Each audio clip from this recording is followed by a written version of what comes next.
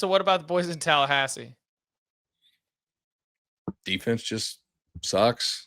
I had it 33-31 Knowles, and then like Norvell was what 7-18 off a loss. Doesn't are getting these guys to bounce back.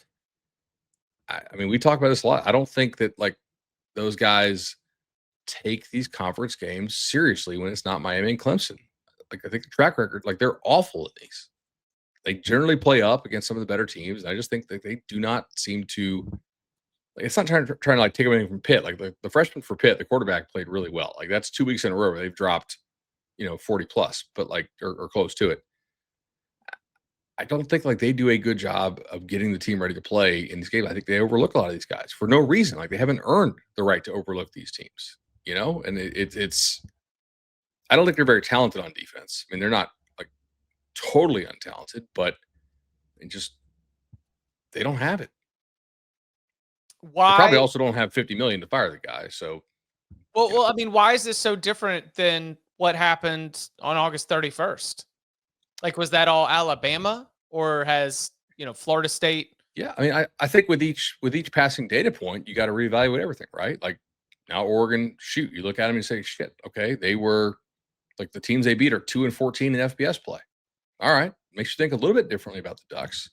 Kind of the same thing here. Bama's looked better, probably each game somewhat. Florida State, I think they played really well that game, and I think Bama also was off that game. So, Ty Simpson, we talked about it that night. You can go back and watch the instant, and they had guys open. He wasn't going to the wrong guy. He was just late with it quite a bit. Like they had 5 or 6 PBUs in that game that are probably more about Ty being late on it than anything else. And Bama's O-line really kind of played like crap that day. I mean, it's college football. Most anybody can rise up within a certain ranges, right, of talent and whatnot, and they're able to do it. But I mean, it's a couple weeks in a row now. They've really exploited the linebackers in coverage. I thought like what they did this offseason, and we took a lot of crap for this. We're saying like they're not building anything. They're just trying not to get fired. Because they don't want to have to they don't have to do another fire situation. They're probably going to go like 6-6. Get back to a bowl game. That's not making anybody happy. You probably also don't fire a guy for getting back to a bowl game after 2-10. Shout out to the Dews. Yeah. I mean, like Pitt was in a place they lost a really tough rivalry game to West Virginia. Then they followed it up with like the home loss to Louisville. So they're sitting there at 2-2. And you're kind of like getting the sense that like the season could really slip out from underneath them. But then they absolutely blew the doors off booty cheeks last week. And then this week they come on the road and they beat Florida State. So now they're back to 4-2. They've got winnable games coming up. I mean, because you look at the end of their season, they've got Notre Dame, Georgia Tech, and Miami back to back. It's important for this team to win games now. Not to say they can't pull off an upset in one of those 3 games. Yeah. But it's just if they want to get to a bowl, if they want to stay in the race in the ACC, they got to win these games. So I think for Pitt, this is a huge win to go on the road to beat Florida State. Yeah, Mason Heinschel on the road against made some bad mistakes early, and then just kept swinging, finishes with 321. Desmond Reed, who's been a little bit banged up, ends up being a difference maker, right from the jump. I thought that Pitt made it very clear early their intention. They were like, yeah, we're down to play your game. We have all these expectations that sometimes we pin to coaches, but then coaches are somewhere for a long period of time. And we've got a situation right now with Pitt and Cade Bell and freshman quarterback Mason Heinschel where we are down to go. We are down to play a high possession ball game. And they were ready to do that in Tallahassee against Florida State. It showed me a certain level of disrespect for Florida State's defense, because this Florida State defense has had UVA and Pitt move the ball on them.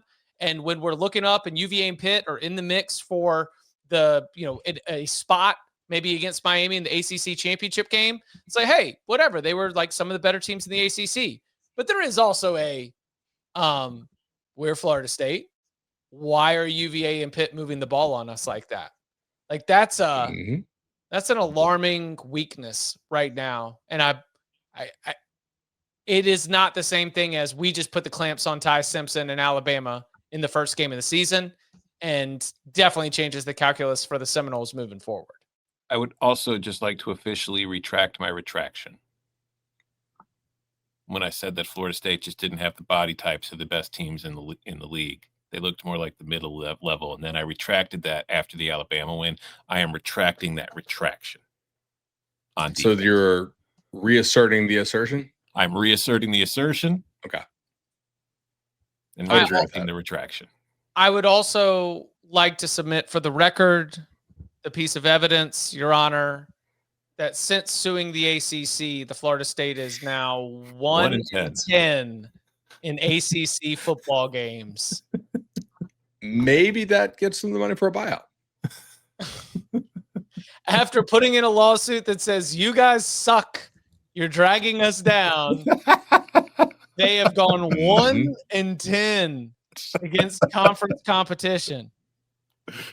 They have lost 8 straight conference games for the first time in program history. Since winning the 2023 ACC championship game, Florida State has won just 5 of its next 19 games. That is a 5-14 record since beating Louisville in a rock fight of an ACC title game at the end of 2023. It is a roller coaster. Yeah. I do not envy it. But not many ups. It's mostly just like a roller coaster that's built on a mountain, right? No, but they tease like you. There's a couple of bumps when roller you coaster where you're kind of stuck hanging upside down on the loop because there's been a malfunction. I do wonder if Friday night in college, and then like they get the power back on, and you realize the guy operating is on meth. It's like, oh shoot, damn it. Yeah, I think Friday in College Town at Madison Social was the last happy moment.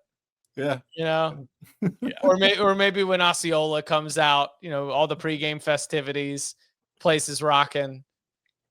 Tough sequence of events for the Florida State Seminoles. 0-3 in the ACC play for just the 3rd time ever.